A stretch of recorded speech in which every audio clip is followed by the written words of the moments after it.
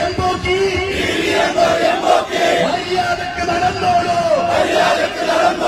CPIM ഒന്ന് പറഞ്ഞാൽ Govindan master ഒന്ന് കടിച്ചാൽ